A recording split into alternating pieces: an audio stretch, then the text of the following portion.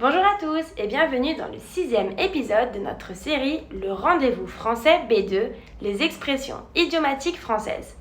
Après se casser la tête, nous allons découvrir ensemble une autre expression très courante qui, encore une fois, n'a rien à voir avec son sens littéral. Ne pas être dans son assiette. Signification et contexte. Au sens propre, cela pourrait faire penser à un problème à table. Mais son vrai sens est bien plus large. En réalité, ne pas être dans son assiette signifie ne pas se sentir bien, être indisposé ou encore avoir le moral à zéro. C'est une façon polie et imagée de dire que l'on n'est pas en grande forme, que ce soit physiquement ou moralement. On l'utilise quand on sent que quelque chose ne va pas, sans pour autant être gravement malade. C'est l'équivalent de l'expression anglaise to be out of sorts ou to feel a bit off. Exemple d'utilisation.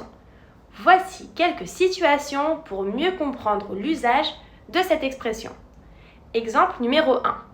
Vous voyez un ami qui semble fatigué et silencieux. Vous pourriez lui demander « Ça ne va pas ? Tu n'as pas l'air dans ton assiette aujourd'hui ?» Exemple numéro 2. Un collègue vous dit qu'il a passé une mauvaise nuit. Il pourrait dire « Désolé si je suis un peu lent ce matin, je ne suis pas dans mon assiette. » Ou encore, exemple numéro 3, pour exprimer un sentiment passager de tristesse sans raison précise. Depuis ce matin, je ne suis pas trop dans mon assiette.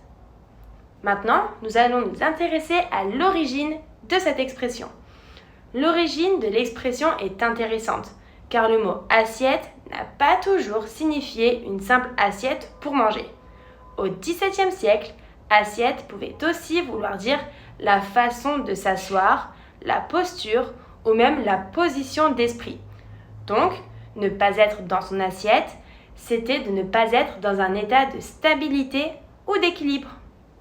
Et voilà, vous savez maintenant comment dire que vous n'êtes pas au top de votre forme en français sans avoir à parler de votre assiette de ce midi.